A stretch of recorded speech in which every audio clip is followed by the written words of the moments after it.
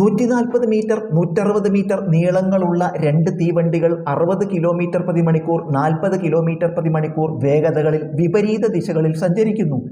ഇവ പരസ്പരം മുറിച്ചു കടക്കാൻ എടുക്കുന്ന സമയം കാണുക.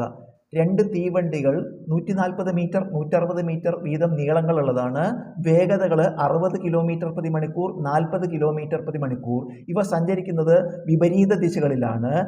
ഇവ പരസ്പരം മുറിച്ചു കടക്കാൻ എടുക്കുന്ന സമയമാണ് നമ്മൾ കാണുന്നത്. അപ്പോൾ ഇവിടെ ദൂരം എന്ന് പറയുന്നത് തീവണ്ടികളുടെ നീളങ്ങളുടെ തുക. തീവണ്ടികളുടെ നീളങ്ങൾ കൂട്ടിക്കിട്ടുന്നതാണ് സഞ്ചരിച്ച ദൂരം.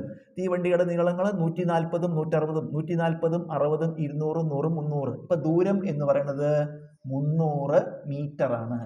വേഗത വിപരീത ദിശകളിൽ സഞ്ചരിക്കുക കാരണം വേഗത നമ്മൾ രണ്ട് വേഗതയും കൂടി കൂട്ടുക.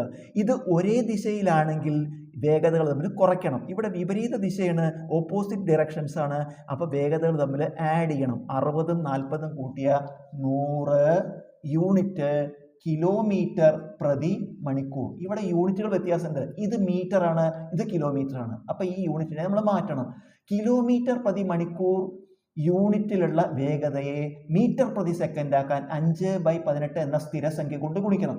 അപ്പോൾ ഇതിനെ നമ്മൾ 100 × 5/18. നമുക്കിവിടെ 2 കൊണ്ട് വെടിച്ചെടുക്കുമ്പോൾ 9 2 18 52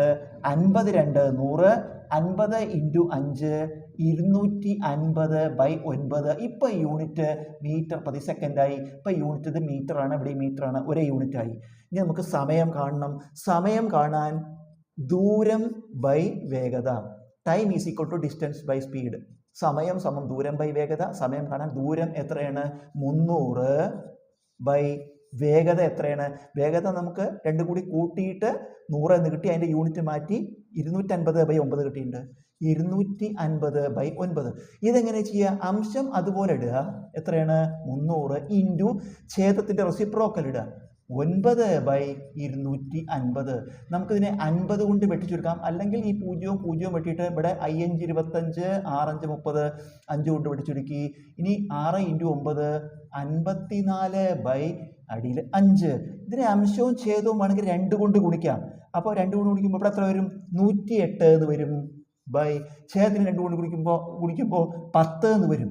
108നെ 10 കൊണ്ട് ഹരിക്കുമ്പോൾ എന്താ ചെയ്യുക?